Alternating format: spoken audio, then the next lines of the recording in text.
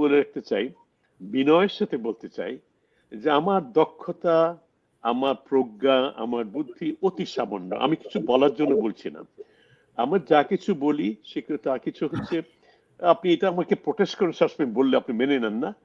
আমি বলবো জীবন সায়ের নেমে এসছি, সত্তর ঊর্ধ্ব সময় তো।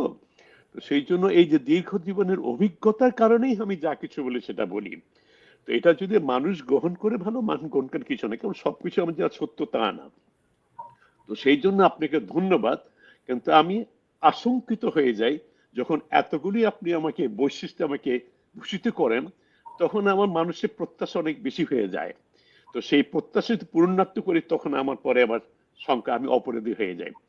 সেই জন্য আমি আগেই দর্শকদের বলে রাখলাম, আমার কথাবার্তায় ভুল ত্রুটি হতে পারে, আপনার দয়া করে আমাকে ক্ষমা করে যদি ভুল ত্রুটি হয়। এবং আপনি যদি মনে করেন ভুল ত্রুটি হয়েছে, আমি আপনার মাথা পেছে নিজেও, আপনার যদি যুক্তির সাথে আমাকে বলেন খণ্ডন করতে, আপনি যেমন শুনুন।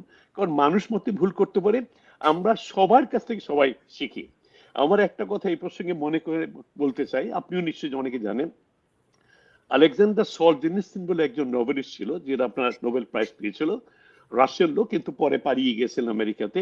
তার একটা কথা আমি সবসময় মনে করি, উনি বলেছেন, I have not come across a single person in my life যার কাছ থেকে আমি কিছু শিখতে পারি নাই, সে যে কোনো পর্যায়ে লোক হোক না কেন।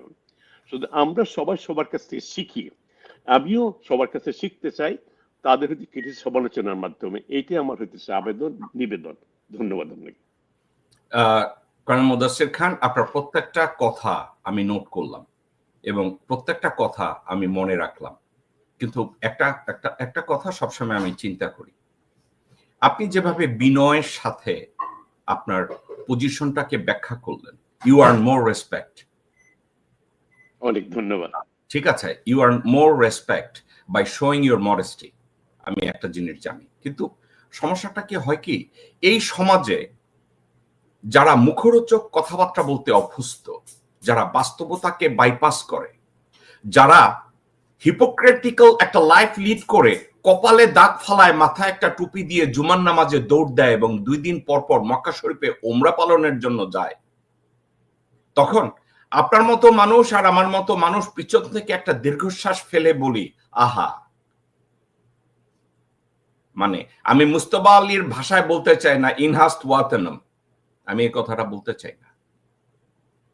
রাদার আপনি তখন হয়তো আপনি একটা দীর্ঘশ্বাস ফেলবেন আর আমি পিছন থেকে দাঁড়াইয়া চিল্লাই একটা গালি দেই।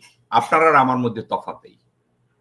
আপনি ভদ্রলোক মানুষ, ভদ্রতা দিয়ে জীবন কাটিয়েছেন, আদর্শের উপরে জীবন কাটিয়েছেন, বিনয়ের উপরে জীবন কাটিয়েছেন। এইটাই হওয়া উচিত। আমারও রোল মডেল এইটাই। কিন্তু একটা কথা, আমি যখন রাস্তায় হাঁটি, মসৃণ কোনো রাস্তা আমার সামনে পড়ে না। কর্নেল খান, আমার সামনে যা পড়ে সব পড়ে ইটের খোয়া। আর সমস্যা হচ্ছে আমার পায়ে কোনো জুতাও নাই, স্যান্ডেলও নাই, ওই খোয়ার উপর দিয়ে আমার হাঁটতে হয়। আর আমি যখন হাঁটি তখন এই চিন্তা করি যে আমার পা কতটা কম অক্ষত রাখা যায়, কিন্তু পারি না, রক্ত বেরিয়ে যায়। আমাদের বর্তমান দেশের অবস্থা তাই। হাউএভার, আমি একটা কথা বলি, যে কথাটা আমরা সবাই আলোচনা করেছি যে 5ই আগস্ট 2024 স্বৈরাচারের পতন হয়েছে। আমি যদি এই কথাটা বলি, শুধুমাত্র একটা চেয়ারে একজন মানুষকে বসিয়ে আমরা বললাম, চেঞ্জ করে আমরা যদি বলি স্বৈরাচারের পতন হয়েছে, কতটা আপনার কাছে কতটা লজিক্যাল মনে হয়? লজিক্যাল মনে হয় নাকি সাবজেক্টটা এটা হয় হিপোক্রেটিক্যাল অর ইডিওটিক? আপনার কাছে কি মনে হয়? আমি জানি শোয়ের আগেই বলেছেন জেকব, ল্যাঙ্গুয়েজ গুলো যদি আপনি ঠিক করেন, আপনি একজন পিতৃতুল্য মানুষ, আপনি আমাকে যখন এই কথাটা বলেন আমি মনে রাখি। কিন্তু আপনাকে আমি ভালো শব্দ খুঁজি বলার জন্য, কিন্তু ভালো শব্দগুলো যখন খুঁজি, আমার সামনে যখন ওবায়দুল কাদের এবং জিয়াউল আহসানের মতো চরিত্র আমার সামনে বেরিয়ে আসে, আমি আর ধৈর্য রাখতে পারি না, কিছু একটা বলে ফেলি। হ্যাঁ, ওই একটা চেয়ার বাদে সবাই যদি ঠিক রেখে ওই একজনকে করে আমরা বললাম স্বৈরাচারের পতন হয়েছে, এই সাবজেক্টটাকে যদি আপনি একটু ব্যাখ্যা করেন। আমি জাস্ট কোশ্চেন করি, এটা কি আসলে পতন হয়েছে নাকি জাস্ট আমরা ভণ্ডামি, আমরা জাতির সাথে প্রতারণা করছি, আমরা নিজেদের সাথে নিজেরা ভণ্ডামি করছি? অত্যন্ত তাৎপর্যপূর্ণ একটা প্রশ্ন। এটা ব্যাখ্যা করতে অনেক সময় লাগে, অনেক পাণ্ডিত্য লাগে, কিন্তু যেটা আমি শুরুতে বলছি আমার অভিজ্ঞতা থেকে আলোকে যতটুকু পারবো আপনার প্রশ্নের আমি উত্তর দেওয়ার চেষ্টা করব। প্রথম দিকে হচ্ছে এটা যে আপনি দু একটা যে উল্লেখ করেছেন প্রথম দিকে, যে হাসিনা নামাজ পড়ে, তাহাজ্জুদ পড়ে, কোরআন পড়ে, এবং এটা আপনি হয়তো খেয়াল রেখেছেন কোন এক সময় যখন আপনার মধ্যে আমাদের ভূতপূর্ব এবং হয়তো সে উনি গত হয়ে গেছেন জিল্লুর রহমান হাসিনার আমলে প্রেসিডেন্ট ছিলেন, ওনার আমলে পার্লামেন্টে দাঁড়িয়ে অনেকে একসাথে দাঁড়িয়ে বলেছিল হাসিনাকে হইতেছে রসুলের সমান, পর্বে থাকবে রসুল, তার নামের পাশে হজরত নামটা লেখা উচিত। এবং হ্যাঁ, এটা বলেছিল। এবং তারপরে এটা তো হাসিনার তরফ গেল। এই যে মানুষের সাথে যে পদবিগুলো একত্র করা, এটা সিগনিফিকেন্সটা অনেকটা বুঝে না। আপনাকে আমি এটার সাথে একটা যোগ করি, যদি এটাকেও আলোচনায় অংশগ্রহণ করেন। কয়েকদিন আগে বিএনপির স্বনামধন্য কিছু নেতা বলেছে তারেক রহমান হলো খলিফা ওমরের সমসাময়িক। এটা তো আমি জাস্ট বলতে চাচ্ছিলাম, আপনি মুখের কথাটা টেনে নিয়ে গেলেন। আমি এটা উল্লেখ করতে চাইছিলাম, আমি বলতে চাচ্ছিলাম শুধু হাসিনা নয়, হাসিনা তো ঠিক আছে, তার পুরো পার্টির লোকজনরা অনেক সময় তার জোর করে তাকে বলানো হতো যে আমাকে যেমন নোবেল প্রাইজের জন্য জোর করতাম। এইটা আমি আশ্চর্য হয়ে গেলাম। এবং এক্স্যাক্টলি তার নামটা, যে নামটা ছিল তার বুলু বলে একজন বললে ছিল, বরকতুল্লাহ বুলু, সেই কথা। তখন আমি খুব কষ্ট লাগলো, না আমার মানে তারেক না, তার হচ্ছে জিয়া রহমানের নাম দিয়ে, if I am not correct, wrong না, সে তারেক রহমানের কথা বলছে। তো এখন ঠিক আছে, তারেক রহমান হতে পারে ভালো লোক, তার চরিত্রবান হতে পারে, সব দিক মেনে নিলাম। হযরত ওমরের পরে এই কথা বলেছেন না, আপনি যদি সঠিক আমাকে বলবেন, বলেছেন হযরত ওমরের পরে একমাত্র ব্যক্তি তারেক রহমান যাকে সেই আমলে যে মানে রহমতুল্লাহ কি বলে কি আলমিন বলছিল সারা বিশ্বে, যাকে তাকে দৃষ্টান্ত হিসেবে গ্রহণ করা যায়, একমাত্র ব্যক্তি তারেক রহমান। প্রথমে তার সাথে তুলনা করাটা, দুই নম্বর একমাত্র ব্যক্তি। তুমি প্রশংসা করো ঠিক আছে, প্রশংসা এমন পর্যায়ে যেটা হতেছে শ্রুতিকটু শুধু না, এটা হাস্যকর হয়ে যায় এবং বেদনাদায়ক হয়ে যায়। তো সুতরাং আমাদের সেটা কালচার, শুধু হাসিনা এবং তার দোষরদেরকে বলে দিয়ে লাভ নেই, এটা অস্থির মধ্যে, আমাদের রক্তের মধ্যে প্রবাহিত, এই জন্য কাজগুলো করি। তো আপনার প্রশ্নের জায়গায় যেটা বললি, দেখেন আমরা তো ছেলেপাড়া দীর্ঘ 16 বছর পরে আমাদের সন্তান ছেলেরা আত্মহত্যা দিয়েছিল, বুক পেতে দিয়েছিল গুলি নিয়ে জীবন দান করার জন্য, স্বরাজকে উৎখাত করার জন্য। কিন্তু উদ্দেশ্যটা কি ছিল? উদ্দেশ্য তো একমাত্র নির্বাচন ছিল না, উদ্দেশ্য ছিল আমাদের সংস্কৃতিকে রক্ষা, আমাদের বাকশান্তিতে রক্ষা, আমাদের উন্নত যেই করেছে, আমাদের যে অধিকার যেগুলো দেওয়া আছে মানুষ হিসেবে, সে অধিকারগুলো আমাদের ফিরিয়ে দেওয়া। নির্বাচন তো সেটা কখনো সেটা জোর করে ধরে বেঁধে তাকে নিয়ে আসা হয়েছে, এটা আমরা সবাই জানি। তো উনি আসতেন যখন, আমার যেটা মনে হয়, আমার ব্যক্তিগত, আমার দু এক মানুষের সাথে কথা হয়েছে, অত আমার সান্নিধ্য অনেক ঘনিষ্ঠতা নেই, অন্য যারা তাদের ঘনিষ্ঠতা তাদের সাথে আছে তাদের সাথে জিজ্ঞেস করেছি, উনি যে ওনার কিছু ইচ্ছা ছিল, আমরা হয়তো এটা আজ করি, ওনার ইচ্ছা ছিল কিন্তু একটা আমূল পরিবর্তন আনার জন্য, দেশের শাসন ব্যবস্থার মধ্যে সংস্কার করার জন্য, কালচারের মধ্যে পরিবর্তন, সবকিছু করতে চেয়েছিলাম। এবং এটা ন্যূনতম যে সময়টা, সেই সময়টা উনি পাবেন। উনি কিন্তু প্রথম দিকে বলেন নে কখন, বলে আসছেন সবসময়, এবং তার উপদেশ সবাই বলছিলেন যে এটা যতটুকু সময় লাগে দ্রুততম সময় আমরা সংস্কারগুলো শেষ করে, যাতে পরবর্তীতে যারা নির্বাচিত হয়েছেন তারা এটা পরিবর্তন করতে পারে, এমন একটা সংস্কার করতে চেয়েছিলেন। কিন্তু হলোটা কি? এই যে আমাদের পলিটিক্যাল পার্টিগুলো, এবং শুধু পলিটিক্যাল পার্টি না, মনে মধ্যে তথাকথিত সুশীল সমাজের লোকজনরা, তথাকথিত বুদ্ধিজীবী সম্প্রদায় যারা, এবং আমার সাংবাদিক সম্প্রদায় যারা আছে, সবাই কিন্তু একজোটে কিন্তু ওনার প্রেশার ক্রিয়েট করলেন নির্বাচন দিতে হবে। আপনি খেয়াল করেছেন, আমি খেয়াল করেছি, অনেকে যারা ডক্টর ইউনূসের ভূয়সী প্রশংসা করতেন, হাসিনার হতে সবসময় হইতেছে তাকে 14 গোষ্ঠী উদ্ধার করতেন, বিভিন্ন সময় টেলিভিশন টকে, কাগজে কলমে, কেন যেন হঠাৎ করে কোন কোন রাতে তারও বদলে গেলেন। তারা এখন ডক্টর ইউনূসকে বকাবকি করছেন। সদ্য উপদেষ্টা একদম কিছুদিন আগে এক সচিব সেই সচিব বললেন কি, উপদেষ্টাদের মধ্যে অন্তত 8 জন উপদেষ্টা যার বিরুদ্ধে আমাদের সুস্পষ্টভাবে দুর্নীতি প্রমাণ মারা আছে। তো দুর্নীতি প্রমাণ থেকে তুমি প্রমাণ করো, তুমি দুর্নীতি বিভাগে কাগজপত্র দাও, তুমি বাইরে বলে বেড়াচ্ছ কেন? আমি তো এই প্রশ্নে একটা লেখাও ছিল, আমি শুনছি এই ভদ্রলোককে বলা উচিত ইমিডিয়েটলি সে দুর্নীতি দমন ভেবে গিয়ে প্রমাণগুলো সাবমিট করে, যদি না করতে পারে তাকে দুর্নীতি তাকে হইতেছে অভিযুক্ত করা উচিত, বিচারের আওতায় আনা উচিত।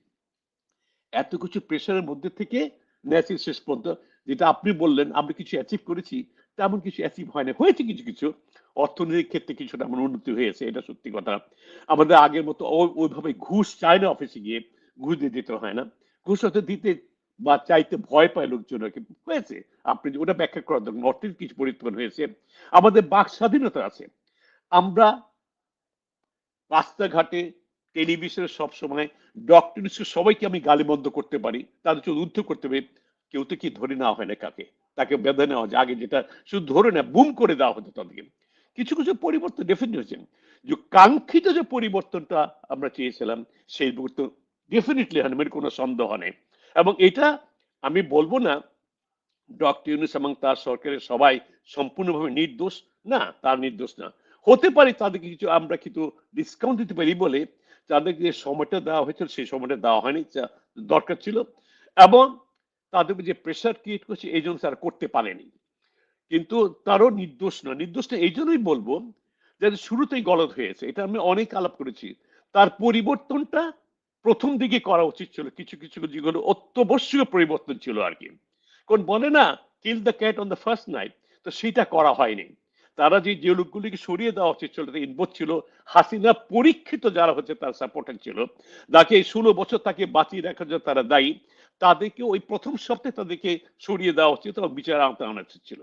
এই কাজগুলি প্রথম দিক যদি করা হতো তাহলে এই অবস্থা হতো না। কতগুলো জায়গায় প্রতিবন্ধকতা ছিল এটা আমি বিশ্বাস করি, যেমন এই যে আমলাদের মধ্যে 16টি বছর যে আমলাগুলিকে নিয়োগ করা হচ্ছে সরকারি কর্মকর্তা কর্মচারী নিম্নতম স্থান থেকে উচ্চতর স্থানে, সবই তো আওয়ামী লীগের ছিল। আমি বলবো 80-90% আওয়ামী লীগ ঘরানার ছিল। তারপরে আমি আপনি কোন সাম্প্রদায়িক নই, এটা সত্যি কথা, কোন একটা বিশেষ গোত্রের লোকদেরকে তারা বাংলাদেশের লোক সংখ্যা 3% মাত্র তারা হয়তো ক্যারি করে। আমি জানি কারণ একটা বিশেষ সংস্থা আমি কাজ করেছি, আপনি জানেন একসময় তাদের প্রপোর্শনটা ছিল 15-20%, টকিং অ্যাবাউট 90s এর মধ্যে সংখ্যা, সেটা হাসিনা মনে শেষে দাঁড়ালো হয় নাই, আপনার সেটাতে পূরণ হয়নি, অনেক কিছু করার আছে সামনে যেটা করতে পারে নাই, এটা সত্যি কথা, এর মধ্যে দ্বিমত করার কোনো অবকাশ নেই। ওকে, ধন্যবাদ। ওকে, আপনি চমৎকার ভাবে বলেছেন, এর চেয়ে আর ভালোভাবে বলার আমি ওই ভাষা, আমি আপনার ভাষার কাছাকাছি যাব না, কারণ আমার ভাষার ভিতরে আমার যা বের হয় তা বের হয়। আপনাকে আমি এমনি কথাটা বলি, আপনি কি দেখেন আমি যে কথাটা বলছি যে ডক্টর মোহাম্মদ ইউনূসকে চেয়ারে বসিয়ে কিন্তু প্রত্যেকটা কি পজিশনকে কভার করেছে যারা, আপনি সশস্ত্র বাহিনীর দিকে তাকান, 3 বাহিনীর প্রধান হাসিনা এবং এবং ভারত যাদেরকে নিয়োজিত রেখেছে তারাই ওখানে আছে। এরপরে তাকান আপনি সচিবালয়ের 3/4 অব দ্য সচিব, অতিরিক্ত সচিব, joint secretary, deputy secretary, section officer, 90% of them are still occupying. Bangladesh ব্যাংকের গভর্নর ছাড়া আর অন্যান্য সব পজিশনে আগের লোকজন বসা আছে। পররাষ্ট্র মন্ত্রণালয়ের 98% লোকজনরা আওয়ামী লীগের এবং ভারতপন্থী, তারা কি পজিশনগুলো হোল্ড করে আছে। পরিকল্পনা মন্ত্রণালয়ের একজন এই উপদেষ্টাকে যদি বাদ দেন বাকি যারা আছে প্রত্যেকটা লোক ইনক্লুডিং সেক্রেটারি তারা ওই আমলে আছে। এখন আপনাকে যদি আমি জিজ্ঞাসা করি, আমি পররাষ্ট্র মন্ত্রণালয় দিয়ে শুরু করি। পররাষ্ট্র মন্ত্রণালয়ের উপদেষ্টা তৌহিদ হোসেন, আপনাকে আমি আমার একটা অভিজ্ঞতার কথা বলি। 6 আগস্ট 2024 আমি ওয়াশিংটন ডিসিতে বাংলাদেশ এম্বাসিতে গেলাম। স্বৈরাচার সরকারের অ্যাম্বাসেডর ইমরান তখন Bangladeshi ambassador to the US. আমি যখন গেলাম তাকে আমি জিজ্ঞাসা করলাম যে কেমন আছেন আপনি, hmm are you taking order from? সে বলছে আমি ওয়াকার সাহেব যা বলে।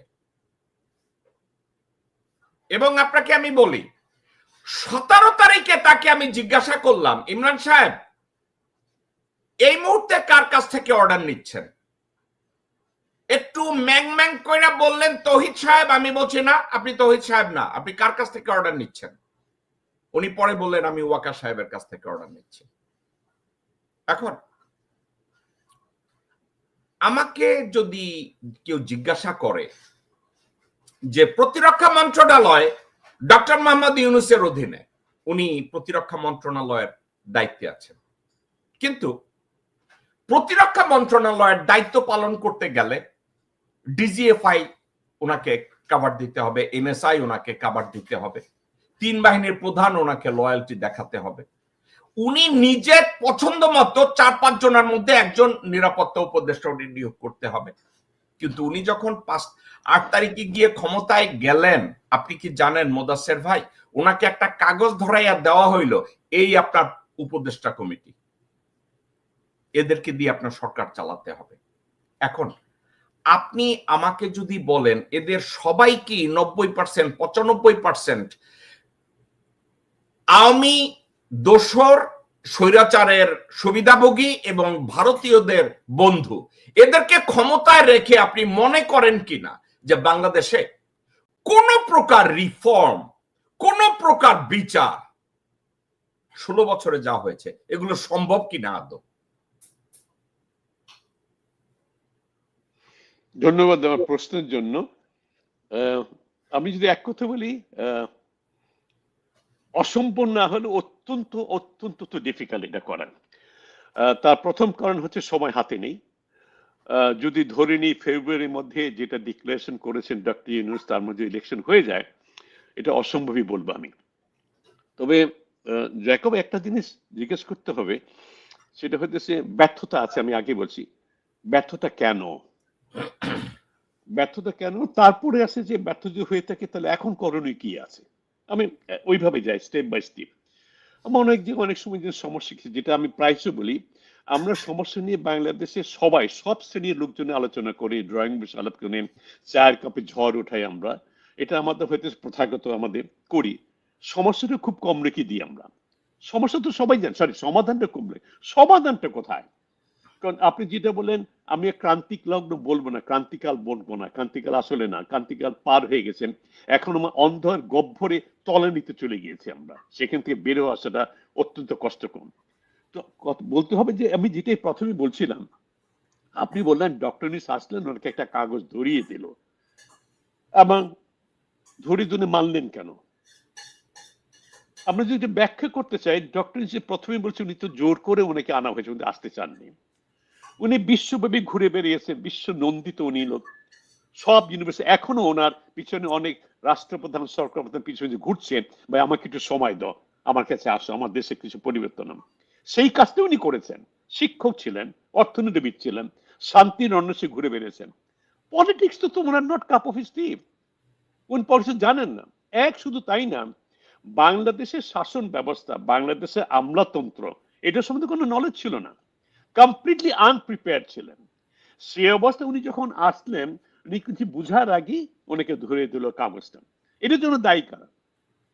আপনি জানেন, আমরা যেটা আপনি আলোচনা করেছেন বিভিন্ন আপনার প্রেজেন্টেশনের সময়, যে ডক্টর ইউনূসকে এখানে ক্ষমতায় বসানোর জন্য, দেশ শাসন দেওয়ার জন্য অনেকেই আগ্রহ ছিলেন না। তার মধ্যে অনেক উপদেষ্টা মন্ডলীর লোক ছিলেন, মধ্যে বাইরের লোক তো ছিল, রাজনীতি ছিল।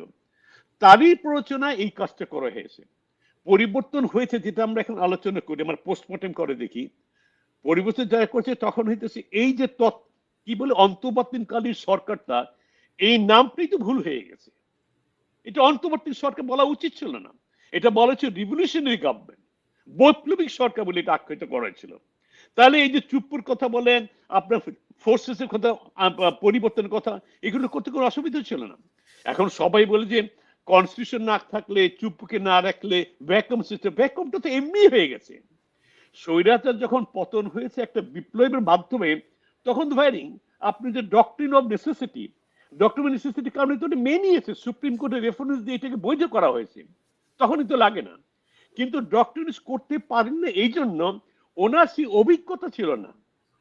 উনি বাংলাদেশের পলিটিক্স এগুলো সম্বন্ধে নলেজ, আমার সন্দেহ হয় এখন হতে জেনেছে, উইথ ডিউ রেসপেক্ট হিম, কনস্টিটিউশনটা পুরো উনি সাংবাদিক বিশ্লেষক নন, বিশেষজ্ঞ নয়।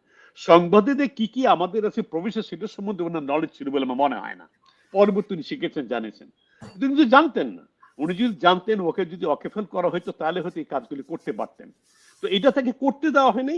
ভ্যাকুয়ামে তারা বলছে যে এখন ন্যাচুরালি কোথায় যাবে, পলিটিশিয়ান সবসময় যা হয়েছে গত 53 বছর আমাদের ইতিহাসে, সবাই ক্যান্টনমেন্টের পিছনে দৌড়ায়, তাই দৌড়েছে। আপনি জানেন এমনকি শেখ মুজিবের জন্য দায়, মৃত্যু যে তাদেরকে দায়ী করা হয়েছে সেনাবাহিনীর উদ্যোগকে, তাদের বাসায় আওয়ামী লীগের পলিটিশিয়ানরা গিয়ে আশ্রয় নিয়েছে 75 পরে, তারাও গিয়েছে রাজনীতি। শুধু বাংলাদেশে আপনি একসেপ্ট করেন বা না করেন, আমি একজন সেনাবাহিনীর একদম অতীতে কর্মকর্তা হয়ে আমি বলি, এখনো দুর্ভাগ্যবশত মানুষ মনে করে বাংলাদেশে ক্ষমতায় কেন্দ্রবিন্দু হচ্ছে, আসল লাগাতে হচ্ছে সেনাবাহিনী ক্যান্টনমেন্ট, সবাই এখানে দৌড়ে যায়। এটা কেন? কারণ হইতেছে আমাদের পলিটিক্সে যারা জড়িত আছে তাদের সেই শিক্ষা, দক্ষতা, চরিত্র, বৈশিষ্ট্য সেগুলি নাই। যেহেতু তো দুর্বল সব দিক দিয়ে, শিক্ষার দিক দিয়ে, অভিজ্ঞতার দিকে, চরিত্রের দিক দিয়ে, তারা যেতে হয় তাদের কাছে, সেই জন্য তার কাছে যায়। ওখানে গিয়ে তো শুরু, গোড়াতে তো শুরু হয়ে গেছে। সেই জন্য আজকে যে অবস্থা হচ্ছে সে অবস্থা হচ্ছে। এটা আমার মনে হয় ডক্টর ইউনূসকে দোষ দিয়ে লাভ নেই। তবে আমরা যেটা মনে করি, উনি আরো একটু কঠোর হতে পারতেন। উনি আমরা বিভিন্ন টকশোতে বলেছি, আপনি বলেছেন, আমাদের যে জনপ্রিয় কিছু অনুষ্ঠান আছে, পিনাকি উনি বলেছেন, আরো অনেকে বলেছেন, দেশের ভিতর অনেক টকশোতে অনেকে বলেছেন যে আপনি একটু কঠোর হন। আমি আমার ক্ষুদ্র লেভেলে যতটুকু বিদ্যা বুদ্ধি আছে, আমি লেখালেখি করেছি, আমি ভিডিও করেছি, মানুষের কথা বলেছি, যে উনি যদি কঠোর হতে চান, যে যারা কিছুদিন আগেও বলেছি, যারা এখনো স্বৈরাচারের পক্ষে কাজ করছেন, নীরবে, নিভৃতি এবং প্রকাশ্যভাবে, তাদের কঠোর দমন করা উচিত। সামারি ট্রাইব্যুনাল হওয়া উচিত। আপনি আইনের লোক, আমি জানি না, কিন্তু আমি আইনের সাথে কিছু জড়িত, যখন আর্মিতে ছিলাম, আমি কোর্ট মার্শাল ফেস করেছি, মানে ইনফ্যাক্ট কাজ করেছি, ডিফেন্স লয়ার হিসেবে কাজ করেছি আমাদের ডিফেন্স। তো আমার কিছুটা জ্ঞান আছে। আমার মনে হয় যদি সামারি ট্রাইব্যুনাল করে, অত অল্প সময়, দুনিয়াতে দৃষ্টান্ত আছে, we have seen in Iran, টার্কিতে দেখেছি আমরা, টার্কিতে ব্যর্থ কুফর তাদেরকে মাসের পর মাস ট্রায়াল করে নেন, জনগণ সাক্ষী দিচ্ছে, হাজার হাজার লোক দেখেছে এই লোকগুলি এটার সাথে জড়িত আছে। সেখানে আপনার নর্মাল প্রসেস মাসের পর মাস, বছর মাস লাগিয়ে বিচার করতে হবে, এটা তো কোনো প্রয়োজন নাই। মানুষ জানে, প্রকাশ্যভাবে তাদের আদালত দরকার, গণ আদালত সৃষ্টি করো, তাদের বিচারে দাঁড় করা, যেই পানিশমেন্ট দেওয়া তাৎক্ষণিক পানিশমেন্ট দেওয়া।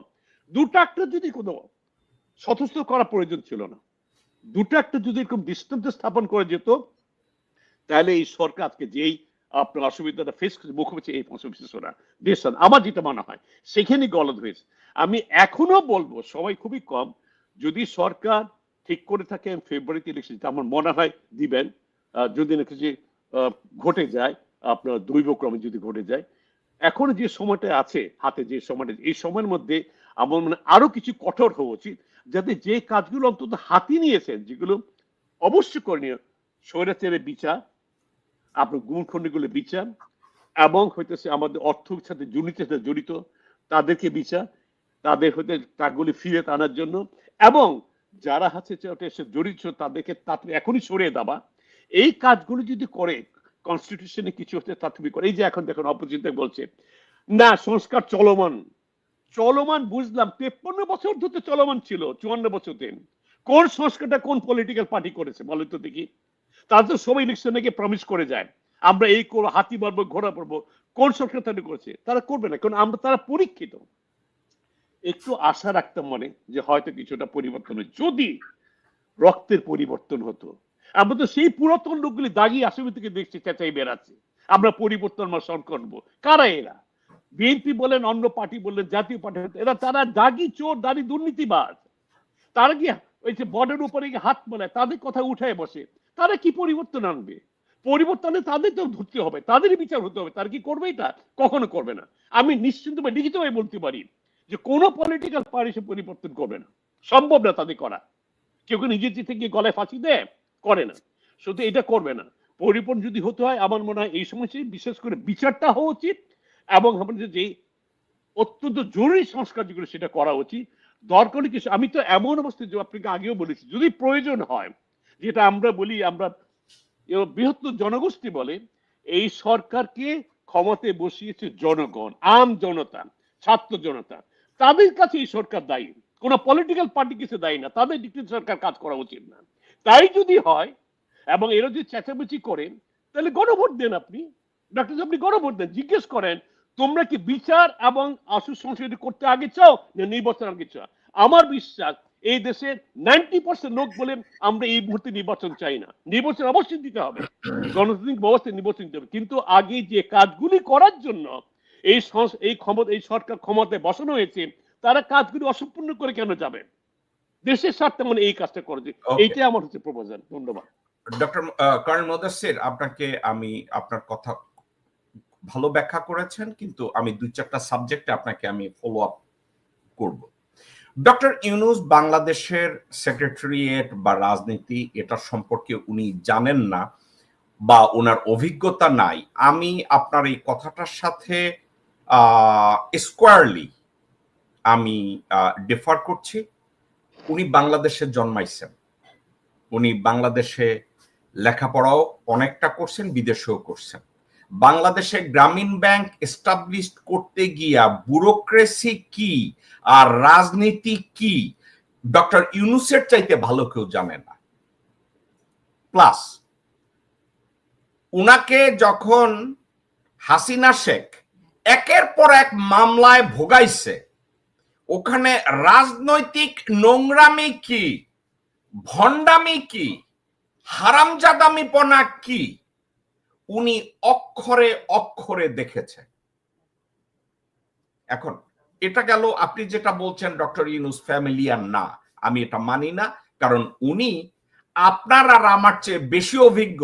কারণ 84 বছর বয়সে আসামি হইয়া 9 তলা 10 তলা 14 তলা বিল্ডিং উঠতে হয় নাই, উনি উঠছেন। সো আপনার আর আমার চেয়ে ওনার অভিজ্ঞতা 1000 গুণ বেশি। এক, এবার আপনাকে ছোট্ট একটা কথা বলি। চেক রিপাবলিকের একজন প্রেসিডেন্ট, বিশ্ববিখ্যাত একজন প্রেসিডেন্ট, ওনার নাম ভাকলাভ হাভেল। ভাকলাভ হাভেল যখন, ওনার প্রেসিডেন্ট হওয়ার কথাও না, বাট উনি যখন প্রেসিডেন্ট হলেন, আপনি কি জানেন ওখানকার রাজনৈতিক দলরা ওনাকে একটা কাগজ ধরায় দিয়া বলছে এটা আপনার মন্ত্রী পরিষদ, এবং ভাকলাভ হাভেলকে বলছে উনি আপনার সেক্রেটারি, উনি আপনার মিলিটারি সেক্রেটারি, উনি আপনার অমুক সেমুক। আপনি ভাকলাভ হাভেল বলছে আমি এই কাগজটা নেয়ার আগে কাগজটা যারা বানাইছে আমি তাদের সবার সাথে মিটিং এ বসতে চাই। তো ভাকলাভ হাভেল সবার সাথে মিটিং এ বসছে, বসার পরে বলছে why did you choose me to lead this country? তো সবাই তার দিকে তাকাইছে, তাকায় বলছে আপনি ফিক্স করবেন। তাহলে আমি যদি, তোমরা যদি আমাকে পিক করে থাকো ফিক্স করার জন্য, তাইলে এই লিস্ট যে দিছ, এক্সকিউজ মি, এই লিস্টের মাধ্যমে আমি কি করে কান্ট্রি ফিক্স করতে পারবো? এবং উনি তারপরে 5 মিনিটে কয়েকটা কথা বললেন, তার ভিতরে একটা ছিল যে তোমরা যে মন্ত্রী পরিষদের, ওনাকে লিস্ট দিছিল 24 জনার, উনি বলছেন আমি এক একটা পদের জন্য 5 জন করে মানুষ চাই, including the name you picked. আমি সবার সাথে ইন্টারভিউ করব, আমি সবাইকে ব্যাটিং করব, সবার ব্যাকগ্রাউন্ড দেখব, দেন আমি পিক করব who is going to run the ministry. আর তোমরা আমার সেক্রেটারি তোমরা নিয়োগ করছো, আমার পিএ তোমরা নিয়োগ করছো না। আর বলবা, ভাকলাভ হাভেল বলছে আমার এই কন্ডিশনটা যদি তোমাদের মনোপুত না হয় আমাকে 15 মিনিটের মধ্যে বলবা, I will depart Czech Republic. এখন আপনি কি জানেন ওই লিস্ট যারা ধরাই দিছিল, ইনক্লুডিং আর্মি, ইনক্লুডিং তার রাজনৈতিক নেতৃবৃন্দ, সবাই আধা ঘন্টার ভিতরে তারা এসে বলছে ওকে আপনি যেভাবে চান। আজকের চেক রিপাবলিকের দিকে আপনারা তাকায় দেখেন, রাজনৈতিক সহিংসতা নাই। In the name of politics, there is no social prostitution. Independent foreign policy, defense policy. এখন ডক্টর মোহাম্মদ ইউনূস ঢাকায় যখন নামলেন এবং ওনাকে ওত নেওয়ানো হলো, ওনাকে এটা পর্যন্ত বলা হলো আপনার মিলিটারি অ্যাসিস্ট্যান্ট হবে জেনারেল ফেরদৌস, যে রয়ের হইয়া হাসিনার সাথে একত্র হইয়া কাজ করছে, এবং বলা হলো জেনারেল হাফিজ হবে আপনার প্রতিরক্ষা উপদেষ্টা, যে কুমিল্লায় বৈশা বউয়ের ইশারায় শালিরে উত্ত্যক্ত করছে, এক ছেলেরে মাইরা ঢাকা চিটাগং হাইওয়ের মধ্যে ফালায় রাখছে, এবং রয়ের সাথে খুব ঘনিষ্ঠভাবে কাজ করছে। ওয়াকার 9 বার ইন্ডিয়ায় গেছে আর্মি চিফ হওয়ার আগে, তার আগে ওয়াকারের সাথে সে 4 বার দিল্লি সফর করছে। এখন আমি এই কথাগুলো বললাম একটা কারণে, ডক্টর মোহাম্মদ ইউনূস একজন বিশ্ব বরেণ্য একজন ব্যক্তি। যোগ্যতার মাপকাঠিতে আমার কথা বাদ দেন, বাংলাদেশে খুব কম লোকজন আছে অর্জন, যোগ্যতা, অভিজ্ঞতা, দূরদৃষ্টি যারা ডক্টর মোহাম্মদ ইউনূসের কাছাকাছিও যেতে পারবে না। কিন্তু ডক্টর মোহাম্মদ ইউনূস শুধু তার পাশে একজন মানুষ কি রাখতে পারলেন, একজন মানুষ, কর্নেল মুদাসসির, একজন মানুষকে উনি শুধু পাশে রাখলেন। ওই মানুষটাকে জানেন?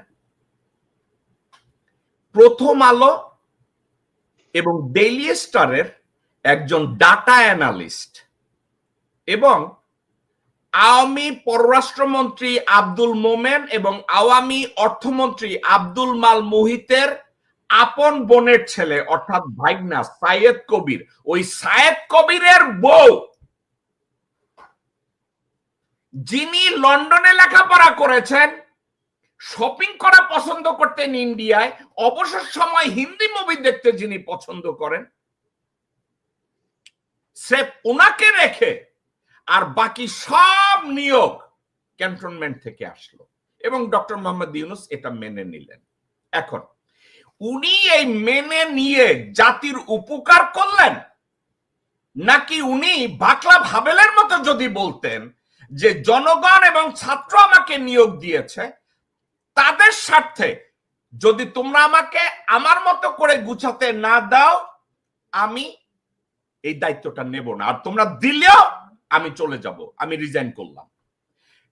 উনি কোনটা করলে আপনি মনে করেন জনগণের পক্ষে দাঁড়ানো হতো? রিজাইন করে চলে যাওয়া, যেহেতু উনি দেখেছেন ওনাকে কোনো কাজ করতে দেয়া হচ্ছে না, আরেকটা এখন উনি ওনাদের সাথে জয়েন করেছেন। কোনটা ভালো আপনার দৃষ্টিতে? ধন্যবাদ। আপনার প্রশ্নের উত্তর তো সহজ, সবাই বলবে। এটা হচ্ছে ডেফিনেটলি যেটা আপনি বলবেন, উনি ইচ্ছামতো করতে না পারলে চলে যাওয়াটা উচিত ছিল, না স্বাভাবিক। কারণ ওনার ব্যক্তিগত চারিত্রিক গুণাবলী সম্বন্ধে কার তো সন্দেহ নাই। ওনার পয়সা চুরি করার দরকার নাই, ওনার কোনো প্রশ্ন ওঠে না, করার কোনো ওনার রেকর্ডও নাই। তো উনি সারা বিশ্ব যেহেতু উনি তো নন্দিত, সারা বিশ্বব্যাপী ওনাকে যে সে সম্মানটা দিয়েছে, এটা এমনি দেয় নাই, তার চেহারা দেখে দেয় নাই, তার দীর্ঘদিনে তার কার্যকলাপ উপরে তাকে দিয়েছে। সুতরাং ওনার ব্যক্তিগত যে অবস্থা সেটা তো এটা আপনার কোনো প্রশ্ন করেন। কিন্তু আমি কিন্তু ঘুরে ফিরে আপনার সাথে এবার আমিও দ্বিমত করব। আমার মনে হয়, আমি এখনো মনে করি, যেহেতু তার চরিত্র নিয়ে, তার দুর্যেষ্ট বলবো না, চরিত্র বিশেষ করে কোনো সন্দেহের অবকাশ নেই।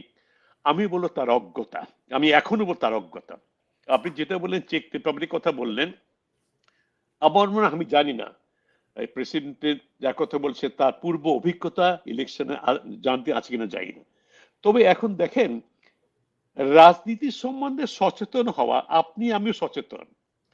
আর রাজনীতির ভিতরে নোংরামিটা জানা, ভিতরে খেলাটা জানা, দুটা কিন্তু এক জিনিস নয়। রাজনীতির ভিতরে যে যে অন্ধকার যে পরিবেশটা, সেটা জানতে হলে রাজনীতির ভিতরে আপনার অ্যাক্টিভ হতে হবে, যেটা ডক্টর ইউনূসের ছিল না। বাংলাদেশের রাজনীতি কি উনি জানতেন? আপনি বলেছেন, আমিও যেটার মধ্যে আমি একটা কঠোর একটা চিঠি লিখেছিলাম হাসিনার সময়, যে বৃদ্ধ বয়সের লোকটাকে সিঁড়ি বেয়ে উপরে উঠে উঠাচ্ছে এই লোকটা, তখন আমি প্রথম শব্দটা ব্যবহার করেছিলাম স্বৈরাচার, যেই জন্য আমাকে অনেক ক্ষতি হয়েছে আমার, সেটা আমি এখানে এই প্রসঙ্গে বলা প্রশ্ন ওঠাই, মানে আমি স্বীকার করে নিয়েছি। উনি এসব করেছেন, উনি অনেক এই বৃদ্ধ বয়সে অনেক ভোগান্তি হয়েছে উনার, কিন্তু রাজনীতির সম্বন্ধে সম্যক ধারণা এটা হওয়ার জন্য রাজনীতির ভিতরে থাকতে হয়। সেই জন্য আমার মনে হয় এটা আপনার প্রধান কারণ, ব্যর্থতা প্রধান কারণ। দেখেন, আপনি মনে আছে কিনা, জাস্টিস বদরুল হায়দার, উনি বোধ হয় জাস্টিস হাবিবের পরে, জাস্টিস হাবিব না তো শাহাবুদ্দিনের পরে দ্বিতীয় যে কেয়ারটেকার গভর্নমেন্ট হলো, তখন বোধ হয় উনি এটা দায়িত্ব নিয়েছেন, দ্বিতীয় তৃতীয়, যেখানে আবার বিএনপি পুনরায় আবার দ্বিতীয়বার নির্বাচিত হাসিনার এক টার্মের পরে। উনি কি করেছিলেন? উনি দেশে ছিলেন, দেশের সম্বন্ধে উনি জাস্টিস ছিলেন, এবং উনি চিফ জাস্টিস ছিলেন রিটায়ার্ড। উনি কিন্তু আসার পরপরই প্রথম কাজটা যিনি করেছেন সেটা হইতেছে, উনি ওয়ার্ম আপ করেছেন আগে, যত আপনার পক্ষদুষ্ট যত আপনার সরকারি কর্মকর্তা ছিলেন, শুধু সরকারের মধ্যে, শুধু ইসের মধ্যে সেক্রেটারি না, সব জায়গায় মানে 100% সবাইকে পরিবর্তন করে দিয়েছেন। পরিবর্তন যেমন নিরপেক্ষ লোকদের কেনেছেন, কিন্তু আওয়ামী লীগ বলছে বিএনপি, বিএনপি আমি তো জানি, আমি তো তখন ছিলাম, আমি দেখেছি কাজ করেছি দেশের ভিতরে, নিরপেক্ষ লোকজন কেছে, যেই কারণে বিএনপি পুনর্বার নিবর্চিত হলো। এই জন্য হাসিনা এবং আওয়ামী লীগ তাদেরকে গালাগালি করেছে যে বিএনপি কাজ আসলে করেন নাই। সেই উনি জানতেন, কিছুর খোঁজ খবর নিয়েছেন, দেশে বিষয়ে বাদ করেছেন। ডক্টর ইউনূসের সেইখানে একটা ফাঁক ছিল, আমার এটা মনে হয়। কারণ আমার ওনার যে ভালো একটা চিন্তার, দেশের পরিবর্তন আনার যে ইচ্ছে ছিল না তা না। দুটো কারণে আমি আবার উল্লেখ করব, দুটো, একটা হচ্ছে আমার মনে অজ্ঞতা ছিল না রাজনীতি সম্বন্ধে, দ্বিতীয় হচ্ছে ওনার আমার মনে হয় একটু, প্রত্যেকটা মানুষের নিজস্ব কিছু চারিত্রিক বৈশিষ্ট্য থাকে। উনি শান্তির জন্য পৃথিবী ঘুরে বেরিয়েছেন, এই লোকটা আমার মনে এটাও তার মধ্যে কাজ করতে পারে।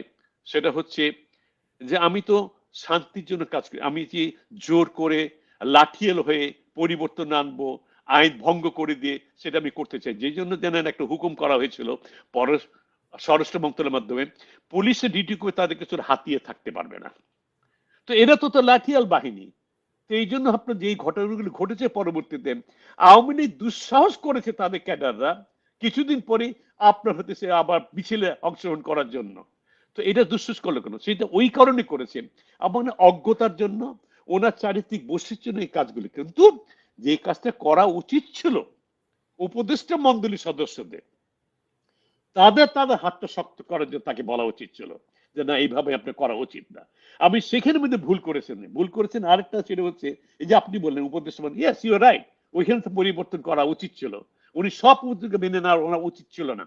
কারণ এখানে আবার একটা কাজ করেছে, আপনি জানেন, উপদেষ্টা মন্ডলীর সদস্য যারা আছে, শুধু তাই না, নেতৃস্থানীয় আপনি যেগুলো জায়গায় যে অ্যাপয়েন্টমেন্ট দেওয়া হয়েছে বিভিন্ন জায়গায়, আমাদের ভিতরে, সেক্রেটারির ভিতরে বিভিন্ন জায়গায় কয়েকটা ফোর্স কাজ করেছে। একটা হচ্ছে সেনাবাহিনী, তাদের তো তদবির, একটা হচ্ছে এনজিওর মধ্যে ছিল, কারণ উনি এনজিও নিজে একটা সাউন্ড করেছেন, ছাত্রদের একটা চাপ ছিল এখানে, প্লাস পলিটিক্যাল ফোর্স যেগুলো তাদের ছিল, অনেকগুলি জায়গা থেকে ওনার উপরে চাপ সৃষ্টি ছিল, আমার লোক নয়, আমার লোক নয়, আমার লোক নয়। সেই জন্য আপনি দেখেন নামগুলি উচ্চারণ, এই লোকগুলি আপনি, আমি জানি, আমরা তুলিয়ে দেখেছি পরবর্তী, আপনি তো হয়তো আগে জানতেন না, আমিও সেনাবাহিনীতে আমি সবার সঙ্গে আগে জানতাম না, কেন অনেক পরে এসে, শুধু এই নলেজটা তার ছিল না। কিন্তু উনি করা উচিত ছিল সেখানে, উপদেষ্টাদেরকে তার বলছে উপদেষ্টারই কাজগুলি করা উচিত ছিল, তাদেরকে সংশোধন করেন, তাদেরকে হাতটা শক্ত করার জন্য, না এইভাবে করবে না, এইভাবে করা চলে না, শিখেতাম। তো তারপরে আমি গোড়াতে চলে যাই, আসলে কি জানেন, আমার মনে হচ্ছে ওই উপদেষ্টাকে, ওই সেনাবাহিনীর লোকদেরকে, পলিট লোকদেরকে দোষ দিয়ে লাভ নাই। আমার মনে হয় কিছুদিন আগে আমি একটা লেখা দেখলাম, আপনার কিছু শেয়ার করছি, সেটা হচ্ছে যে মিথ্যাচারিতা এবং চৌর্যর বৃত্তি, এটা কি আমাদের জাতীয় প্রধান বৈশিষ্ট্য, আমাদের জাতির চৌর্যবৃত্তি, মিথ্যাচারিতা? তো আমার মনে হয় সেই কাজটা আমাদের কাজ করে। আমি ফ্রাস্ট্রেশন দিয়ে বলছি না, আমি খুব চিন্তা করি why do we behave the way we behave, Bangali মুসলমানরা বিশেষ করে কেন আমরা বিহেভ করি আমরা। আমার মনে এটার মধ্যে অস্থির মধ্যে রক্তে প্রবাহিত। নাহলে এতবার সুযোগ তো আমরা আজকে শুধু পাইনি, দেখো আমার সুযোগ তো অনেকবার পেয়েছি। আমরা সুযোগ পেয়েছি 1971-এ। আমরা আশা করেছিলাম, ইয়াস এটা সত্যি কথা, জিয়া রহমানের আন্ডারে আমি যুদ্ধ করছি জেড ফোর্সে, বাট এটা তো অস্বীকার করা যায় না ওনার কিছু কন্ট্রিবিউশন ছিল শেখ মুজিবের আন্দোলন ছিল। আমরা এটা প্রশ্ন করতে হবে তার রোলটা, যে পাকিস্তানে যাওয়ার জন্য চলে গেলেন কেন, এখানে থেকে গেলেন কেন, ওটা অনেক ডিবেটের ব্যাপার। ওটা আমি আপনি এটা সাপোর্ট করেন, আপনি করেন, অনেকে বলছে সে ধরা দিয়েছে দেশকে ডুবে রেখে গিয়ে, দ্যাট ইজ ট্রু। বাট ওই আন্দোলন থেকে সুযোগ ছিল, শেখ মুজিব তো করতে পারতেন, দেশকে পরিবর্তন করতে পারতেন। তার অঙ্গুল হলে পুরা দেশটা উঠা বসে করেছে একসময়, সেটা মিস করলাম আমরা। 75-এর পরে আবার আমরা মিস করলাম। জিয়াউর রহমান একটা আমাদের উজ্জ্বল নক্ষত্র ছিল, তাকে হত্যা করা হলো এই আমাদের জাতীয় বৈশিষ্ট্যের কারণে। পরবর্তী দেখেন আমরা আবার 90-তে 91-এ 92-তে পেলাম, সেটাও আমরা হাতছাড়া করলাম। বারবার আমরা সুযোগ পাচ্ছি, আমরা হারাচ্ছি, এটা কেন? শুধু কি আপনি ডক্টর ইউনূস তার উপদেশকে দায়ী করবেন, নাকি আমাদের পুরা জাতিকে, আমার চারিত্রিক বৈশিষ্ট্যকে যে দায়ী করবেন? তাহলে না, সমস্যা, তাহলে সমাধানটা কি? তাহলে সমাধান কি? আমি যেটা সবসময় বলি, every problem has a solution, we have to find the right solution. আমার তো চেয়ে খারাপ অবস্থা অনেক দেশে ছিল, আমার চতুর্দিকে জানি একটা দুটা নেতাই সমস্ত দেশের ডেস্টিনি চেঞ্জ করে দিচ্ছে, it is true. Lot of history is replete on subject example. করতে পারতাম, কেন করি নাই আমরা? করি নাই আমরা ওই যে তারিখতে বসে সেই জন্য করি, তারপরে করা যেত। কিন্তু আবার মনে হয় সমবেত সমুক জায়গায় সঠিক জায়গায় সমুক সময়টা আমরা কাজটা করতে ব্যর্থ হয়েছি, এই জন্য আমাদের এটা হয়েছে। তারপরে আমি কিন্তু, আপনি জানেন আমি পেসিমিস্টিক না। আমি অবশ্যই আমার বন্ধুরা যে আছে মুক্তিযুদ্ধ, ওই তোর এত বয়সে 70 উপরে চলে গেছি, 73-74 বয়স, এখন হইচু লাভ হবে না দোস্ত, আমাকে বলে কে খামাখা হইচু করিস না, এই লেখালেখি করিস না, কোনো কাজ হবে না, উই আর ডুম, আমরা অভিশপ্ত জাতি। আমি যে না, অভিশপ্ত জাতি না। অভিশপ্ত যদি জাতি হতো তাহলে আমরা 71-এ এতগুলো লোক পুরা দেশ যুদ্ধে ঝাঁপিয়ে পড়তো না, না চেন। অবশ্যই যদি জাতি হতো তাহলে সিপাহী মিটিং হতো না আমাদের এখানে দেশের মধ্যে। অবশ্যই জাতি হতো 92 ছেলেরা আবার বুকতে রাস্তাকে দাঁড়িয়ে যেত না এরশাদের পতনের জন্য। অভিযোগ জাপ্ত হলে এই ছেলে বলে 24-এ বুক পেতে যেত না গুলি অর্জন করে দেশ পরিবর্তন। অভিযোগ, জি ভাই আপনার আমি ডিসকানেক্ট। হ্যাঁ জি। না, আমি আপনাকে এই কথার মধ্যে আমি একটা জিনিস আপনার কাছ থেকে জানতে চাচ্ছিলাম, সেটা হচ্ছে একটু মনোযোগ দিয়ে যদি আপনি কথাটাকে একটু খেয়াল করেন। জুলাই সনদে ডক্টর মোহাম্মদ ইউনূস বলেছেন যে বাংলাদেশের সংবিধানের 106 অনুচ্ছেদ অনুযায়ী এবং সুপ্রিম কোর্টের প্রধান বিচারপতির পরামর্শে ওনারা সিদ্ধান্ত দিয়েছেন যে অন্তর্বর্তীকালীন সরকার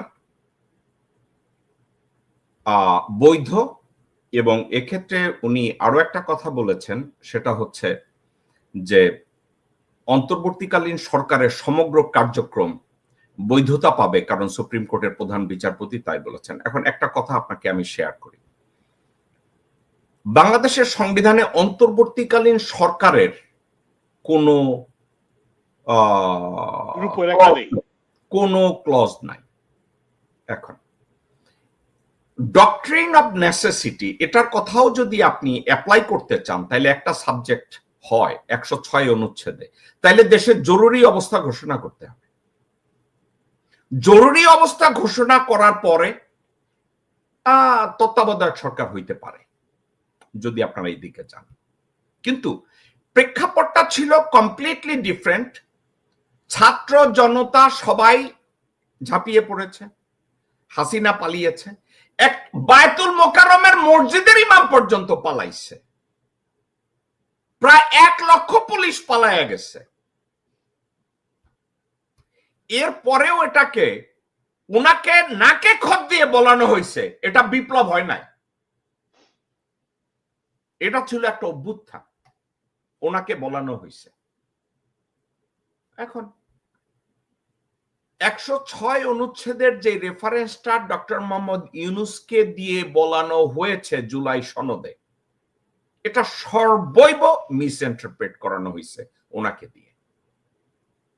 72-এর সংবিধানটাকে একেবারে বুকে আঁকড়ায় ধরে রাখা হয়েছে। ইন্ডিয়ানদের 3 থেকে 4টা টার্গেট ছিল যে হাসিনা চলে গেলেও আমাদের এই 3 থেকে 4টা অবজেক্টকে বাঁচায় রাখতে হবে। প্রথম 72-এর সংবিধান, দ্বিতীয় 3 বাহিনীর প্রধান, দ্বিতীয়, তৃতীয় চুপ্পুকে বঙ্গভবনে রাখতে হবে। এখন আমি একটা কথা, আমি ডক্টর মোহাম্মদ ইউনূসের আমি কিন্তু প্রথম প্রোপোনেন্ট। আমি তার কথা আমি সব জায়গায় বলছি, জাতিসংঘে বলছি, স্টেট ডিপার্টমেন্টে বলছি, পেন্টাগনে বলছি, আমি সব জায়গায় তার কথা বলছি, ইউএস সিনেটে, কংগ্রেসে, সব জায়গায় তদবির করছি তার নিয়ে। এখন উনি দেশে, আমি ধরে নিলাম আপনার কথা অনুযায়ী for the sake of our debate or conversation যে doctor Muhammad Yunus political atmosphere জানতেন না, কিন্তু এটা তো জানতেন যে Bangladesh is the lion den of Indian খেকশিয়াল। উনি তো এইটা জানতেন যে 17 বছর এই দেশটাকে শোষণ করেছে ইন্ডিয়ার ডিরেক্ট এবং ইনডিরেক্ট ইনভলভমেন্টে। উনি তো এটা জানতেন, এটা না জানার তো কোনো কারণ ছিল না। উনি দেশে গেলেন এবং উনি ওই খেকশিয়ালদের ডেনের ভিতরে ঢুকে নিজে একটা চেয়ারে বসে গেলেন। আর আমরা এখন যদি বাই দ্য ওয়ে ওই যে 106 অনুচ্ছেদ আমাদের বাংলাদেশের সংবিধানের প্রেক্ষাপটকে যদি বিচার বিবেচনা করে, এটা যদি বিপ্লব হয়, বিপ্লবোত্তর সরকার হয়, উনি তাইলে প্রথমেই একটা কাজ করতে পারতেন, প্রথমেই যে আমি কি করব, গভর্নমেন্টের ফর্ম কি হবে, ইলেকশন কবে হবে, এটা আমি এই বিএনপি আর কোন রাজনৈতিক দলের কাছ থেকে আমি শুনবো না, কারণ আমার এই ক্ষমতায় বসাইছে ছাত্র জনতা। সো আমি গণভোট দেব, আমি গণভোটে জিজ্ঞাসা করব যে নির্বাচন কবে হবে, সরকার পদ্ধতি কেমন হবে, আমি কতদিন ক্ষমতায় থাকবো। এই কথা আমি আপনাদের কাছ থেকে নেব না। বিএনপির মুখের দিকে তাকাইয়া, মির্জা ফখরুলের দিকে তাকাইয়া তার বলা উচিত ছিল আপনারা স্বৈরাচারের পতন ঘটান নাই, আপনারা আমাকে পজিশনে আনেন নাই। সেনাবাহিনীর ওয়াকারের মুখের দিকে তাকায় বলা উচিত ছিল তুমি মিয়া আমারে ক্ষমতায় আনো নাই, তোমার সেনাবাহিনী হাসিনারে খেদায় নাই। এই কথাটা বলা ওনার জন্য কি খুব কষ্টকর ছিল? উনি বলেন নাই। এখন আপনি বলছেন যে আমি অপটিমিস্ট। ভাই আমিও অপটিমিস্ট, আপনার পা ছুঁয়া সালাম করে বলবো যে ভাই আমিও অপটিমিস্ট, আমার ভিতরে নিরাশাবাদ কাজ করে না। এখন আমরা চাই doctor Muhammad Yunus will act, ওটা কি বলে, ওই যে এক্সরসিজম করে, যে ওই যে ওখানে যে বিশপ থাকে বা প্যাস্টর থাকে যে ভূত ছাড়াবে। এখন আমরা দেখতে চাই ডক্টর মোহাম্মদ ইউনূস এমন একটা রোল প্লে করতেছে, he is running the prayer service of exorcism. কিন্তু আমরা দেখতেছি এক্সরসিজম করতে গিয়া ডক্টর মোহাম্মদ ইউনূসের কান্দে 25টা গোস্ট দাঁড়ায় গেছে, এবং এই 25টা ghost are the beneficiary of the Indian government, beneficiary of the স্বৈরাচার। এখন আপনি আর আমি বলছি উনি নির্বাচনের ঘোষণা দিয়ে দিছে, এর অর্থ he surrendered, he gave up. Doctor Muhammad Yunus gave up on our people, gave up on our state. উনি বলছে আমি ফেব্রুয়ারিতে ইলেকশন দেব, ইলেকশনের পরে আমি এই দেশের কোনো কিছুর সাথে আর জড়িত থাকতে চাই না, আমি চলে যাব জাহান্নাম। এটা নিয়ে আর ফিক্স করার কিছু নাই। কিন্তু একটা বারের জন্য উনি বলে নাই, যেই ছাত্র জনতা ওনাকে ক্ষমতায় বসিয়েছে, উনি একটা বারের জন্য বলে নাই আমি তাদের কাছে যাব, আমি তাদের কাছে জিজ্ঞাসা করব গণভোট দিয়ে। উনি এই কাজটা করে নাই। এখন এটার উপরে আপনি সাজেশন দেন, আমার সময় শেষ, আপনার এই সাজেশনের পরে আজকে আমি শেষ করব, প্লিজ। ধন্যবাদ। আপনি যে প্রশ্নটা করলেন এই প্রশ্নের কিন্তু উত্তর আমি আগে দিয়েছি, আমি একাধিকবার উল্লেখ করেছি, আজকে শুধু না, আমার আগে যে যে লেখালেখিগুলো ছিল অন্য টকশোতে আমি অংশগ্রহণ করেছি, আপনার অনুষ্ঠানে অংশগ্রহণ, সেখানে আমি একই কথা বলেছি। যখন অনুষ্ঠান যখন বলছেন, একবার উনি তো আপনি জানেন উনি পদত্যাগ করতে চেয়েছিলেন, সত্যি মিথ্যা আমরা জানি না, হয়তো উনি চেয়েছিলেন, হয়তো হি গট ফ্রাস্ট্রেটেড, এক্সাসপারেটেড হয়ে গেছেন। তারপর সবাই দূরিয়ে গিয়ে যান, হাতে পায়ে ধরতে আপনি যেন না। এটা যদি সত্যি হয়, আমি যে জন্য বলে ডক্টর হিসেবে ব্যর্থতা আছে, এটা স্বীকার করতে হবে। দেখেন, মানুষের ব্যর্থতা, ভুল ত্রুটি সবাই, এমনকি আমি কি জেনে শুনে, নবী করিম সাল্লাল্লাহু আলাইহি সাল্লামে কিন্তু ভুল ত্রুটি হয়েছে। উনি যে বলেন যে সম্পূর্ণ ভুলের ঊর্ধ্বে, তা না কিন্তু। কোরআন শরীফে কয়েকটা জায়গায় আয়াত নাজিল হয়েছে, যখন ভুল তুলেছে আল্লাহ তাআলা আয়াত নাজিল করে, তুমি ভুল করেছো, এটা তোমার উচিত হয় নাই। আপনি হিসেব কোটেশন দিয়ে আপনি বলতে পারো করেছেন। তো নবী হচ্ছে শ্রেষ্ঠ মানব পৃথিবীতে, শুধু আল্লাহ ডিক্লেয়ার করে নাই, মানুষ ডিক্লেয়ার করেছে 100 greatest people in the world, person, তার মধ্যে উনি 1 নম্বরে। মুসলমানে করে, একজন খ্রিস্টান রেখেছে এটা। তো উনি যদি ভুল করেন, মানুষ ভুল করবে, উনি করেছেন, ওনার ভুল ত্রুটি অনেক ছিল, এটা মানে সুন্দর। আমি সেই জন্য বারবার বলেছি, সলিউশন একটা জায়গায়, সেই সলিউশনটা হচ্ছে গণভোট দেওয়া। এখনো সময় আছে। কারণ আমার কথা হচ্ছে, আপনি যখন, ঠিক আছে, আপনাকে জোর করে নামিয়েছে, ভালো কথা, জোর করে আপনি নিয়ে আসছে, দায়িত্ব তো আপনি গ্রহণ করেছেন। আপনি গ্রহণ করে এখন there is no scope for tell you I'm sorry, I'm going to leave। তা আপনি তখন আগে ডিসাইড করছেন আমি যাব না। এর আগে আপনাকে তত্ত্বাবধায়ক সরকারের দায়িত্ব অনুযায়ী কয়েকবার বলা হয়েছে, অনুরোধ করেছে, আপনি করেন নাই। আমি জানি, আপনি জানেন, এর আগে করা হয়েছিল, উনি করেন। এবার যখন আপনি করলেন কি, আমি ছেলেগুলির দিকে তাকিয়ে দেখলাম, আমার কষ্ট হলো, এরা প্রাণ দিয়েছে, ওরা আমাকে চাচ্ছে, একবারের পর দুবার পরে আমি রাজি হয়ে গেলাম। তাই যদি হয়, you have to finish your task. এবং আপনার সময় নেই। আপনার মনে হয় আপনার যত অ্যাচিভমেন্ট হয়েছে পৃথিবীতে এই পর্যন্ত, আপনি সারা বিশ্বের জন্য কাজ করেছেন, নোবেল প্রাইজ পেয়েছেন, ভালো কথা। আমার মনে হয়, আমি ডক্টর ইউনূসকে বিনীতভাবে আমি ক্ষমা চেয়ে নিচ্ছি, আমার মনে হয় বাংলাদেশে যে প্রতীক্ষা নিয়ে, যে প্রত্যাশা নিয়ে মানুষের প্রতি আপনি এসেছিলেন, সেই প্রত্যাশা যদি পূরণ না করেন, আমার মনে হয় আপনি যে অতীতে যে আপনার যে অর্জনগুলো, সেগুলো অনেকটা ম্লান হয়ে যাবে। আমি এই জন্য বিনীত অনুরোধ করি ডক্টর ইউনূসকে, আপনি শক্ত হন, আপনি শক্ত লাগামটা ধরুন, প্রয়োজন হলে দেশের স্বার্থে, ভবিষ্যতে আমাদের প্রজন্মের স্বার্থে আপনি গণভোট দিয়ে দেন। ইলেকশনের আপনি কাজগুলি করতে পারবেন না, period, no possibility at all, সম্ভব না। এই অল্প সময়তে আপনি কোন সংস্কার, এমনকি আমি বলবো শরীয়তের বিচারও হবে না। কারণ আমি এটা পরিষ্কারভাবে বলতে পারি, নির্দ্বিধা বলতে পারি, হাসিনা পার পেয়ে যাবে ইলেকটেড গভর্নমেন্ট আসার পরে। কারণ যেই দেশে যে পার্টির একটা লোক 9টি মাস ইন্ডিয়াতে থাকে, রয়ের আশ্রয় থাকে, তাদেরকে ব্রেন ওয়াশ হয়ে দেশে ফেরত আসে, এবং একটি মাসে উচ্চারণ করলো না ইন্ডিয়া তাকে রেখেছে, তাকে টর্চার কি করছে না করেছে, বাধ্য হয়ে যখন টু দি প্রেসার, তখন সে একটা কোন রকম নাম কাওয়াজতে একটা মামলা দাখিল করলো। সেই পার্টি থেকে আপনি কেমন করে দেন হাসিনার বিচার হবে? এটা ইম্পসিবল। তো আপনি তো রিয়েলাইজ করা উচিত, আপনি তো ইনসেন না। ইউ আর স্টিল, আল্লাহ রহমতে, আল্লাহ কাছে আমরা লাখ শুকর, আপনি এখন সুস্থ, আপনি দৌড়ে বেড়ান, হেঁটে বেড়ান 85-86 বছর আগে। তো জীবনে শেষ মুহূর্তে এই কাজটা, ভালো কাজটা করে যান। আমার মনে হয় এটা ওনার করা উচিত। এটা না হলে আমি যা কিছু অর্জন করছে বিদেশে এবং এই দেশেও, সেটা ম্লান হয়ে যায়। কারণ মানুষ কিন্তু আপনাকে দায়ী করবে, আপনি কতখানি ভালো কাজ করছেন সেটাই নিয়ে আপনার পরীক্ষা হবে না কিন্তু, এইটাই নিয়ম।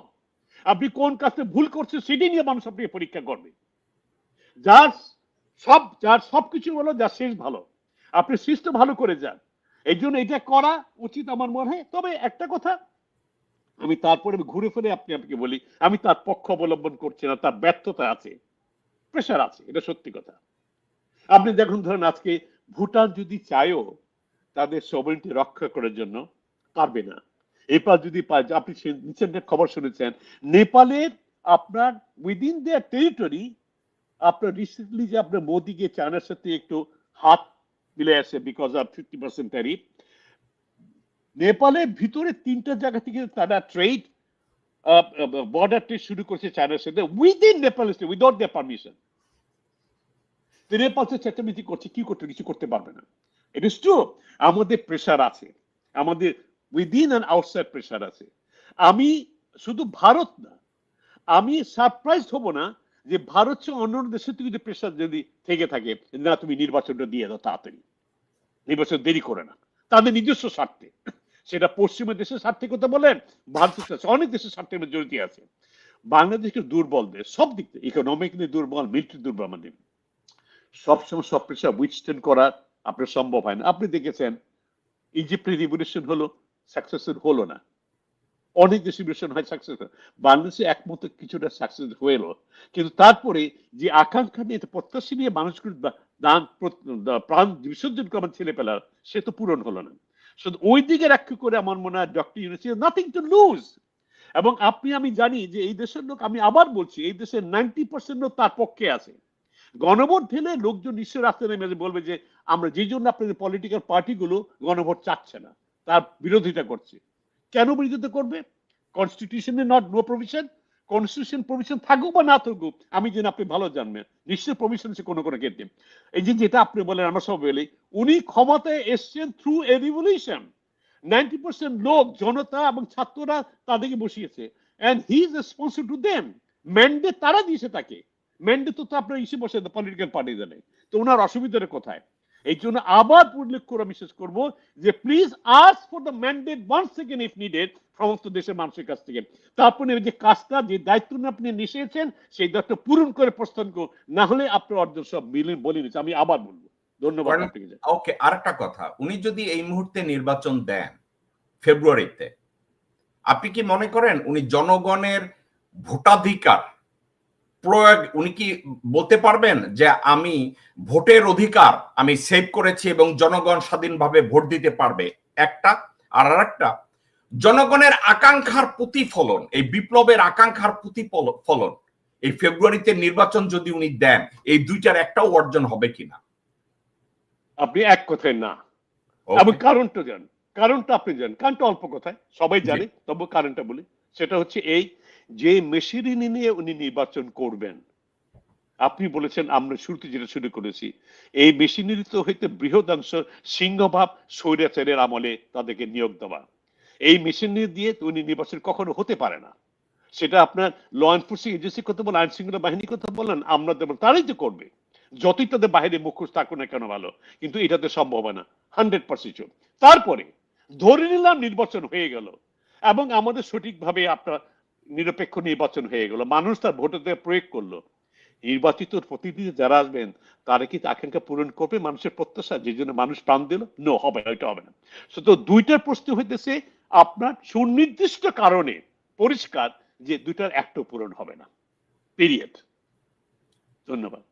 কর্নেল মুদাসসির খান, আজকের উইকেন্ডে আপনি আমাদেরকে আপনার ব্যস্ততম সময়ের মধ্যেও আপনি আমাকে সময় দিয়েছেন দেশের স্বার্থে, জনগণের স্বার্থে, এবং আপনার আর আমার দেশপ্রেম অনুভূতি এটা তো আছেই।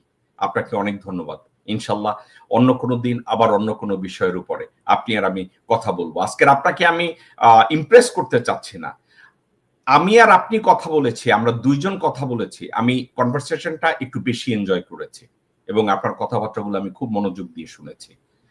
আমি আশা করব আপনার এই আলাপ আলোচনার থেকে, আমার এই আলাপ আলোচনার থেকে আমার দর্শক শ্রোতা এবং দেশবাসী অনেক কিছু জানার, বোঝার, অনুভব করার সুযোগ পাবে। আপনার প্রতি আবার ধন্যবাদ এবং আমি কৃতজ্ঞ। আসসালামু আলাইকুম। ওয়ালাইকুম আসসালাম। জেকব, আপনাকেও ধন্যবাদ। আমি শুধু একটু বলতে চাই, আপনি যেরকম, আমি আমার মনে হয় আরো আছে এরকম আমাদের মতো, যা কিছু বলি অন্তরের অন্তঃস্থল থেকে বলি, কারণ জীবনের এই সময় এসে আমার কিছু চাওয়া পাওয়ার নাই। আল্লাহ তাআলা আমাকে অনেক দিয়েছে। আমি বলি এই দেশে 99% লোক বাংলাদেশে আমার চেয়ে খারাপ অবস্থা আছে, আমি 1%-এর মধ্যে পড়ি না যে এই প্রিভিলেজ ক্লাসটা। সুতরাং আমার দেওয়ার আছে, পাওয়ার কিছু নেই। জন্য সেই জন্য আমি আপনাকে ধন্যবাদ জানাচ্ছি আমাকে সুযোগটা দেওয়ার জন্য। আমাদের কনভারসেশনের মাধ্যমে যদি দেশে একটা ক্ষুদ্র অংশ যদি হতেছে তাদের মধ্যে ডেন সৃষ্টি হয়, তাদের মধ্যে পরিবর্তন আসে, ওটি আমাদের সফলতা বলে আমি মেনে নেব। আপনি অনেক ধন্যবাদ। আসসালামু আলাইকুম। অনেক মেহেরবানি। ওয়ালাইকুম সালাম। আসসালামু আলাইকুম।